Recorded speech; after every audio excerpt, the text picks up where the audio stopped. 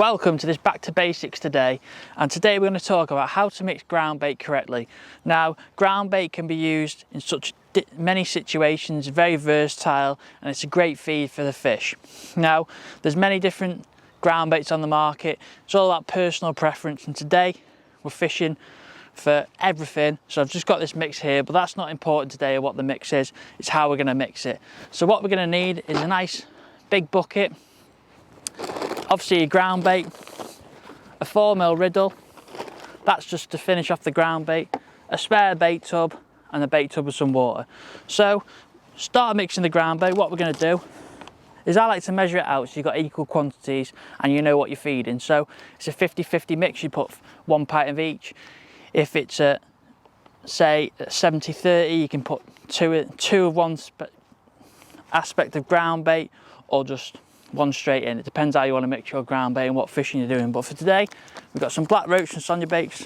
Just going to put a pint of that in there, which is the rest of that bag. And then we're going to put 2 pints of the dark fatchers in there as well. We've got 1 pint.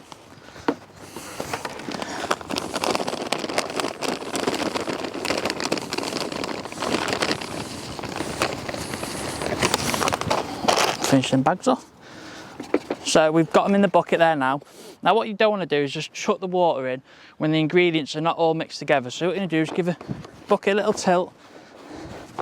Make sure all them ingredients are mixed together.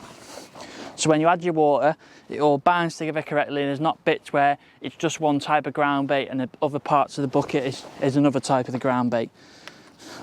Some of that bit out. Stone left in there. Right, so let's move that out of the way for now.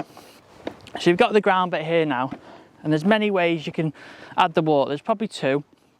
You can either flood your mix when fishing with ground baits with high pellet content, or you can add it softly and get your mix right. Now I'd personally, if you're unsure about how to mix ground bait, take the softly approach and you'll be all right with that. So what I mean by this is, we've got 3 pints of ground bait. It's probably going to take about 2.5 pints of water, but I'm just going to start off with 1. So what you're going to do is ideally like making a cake. You make a little well in the middle, pour your ground bait in the middle, and what I like to do is get my hand in, little figure of 8 configuration in the bucket, and then you'll see you'll work the ground bait now. All the water's getting absorbed, just keep working it round.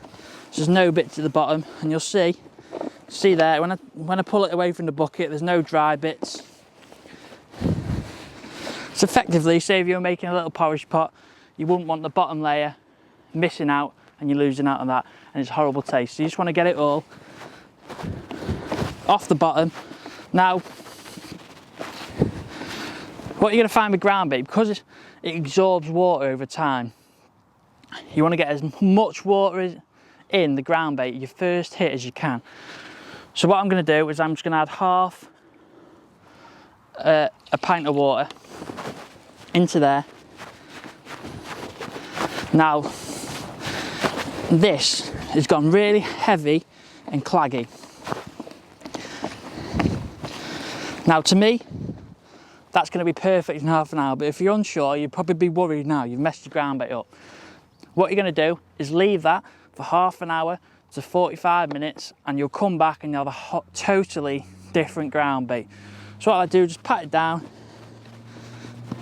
in your bucket, and when we come back you'll see the difference.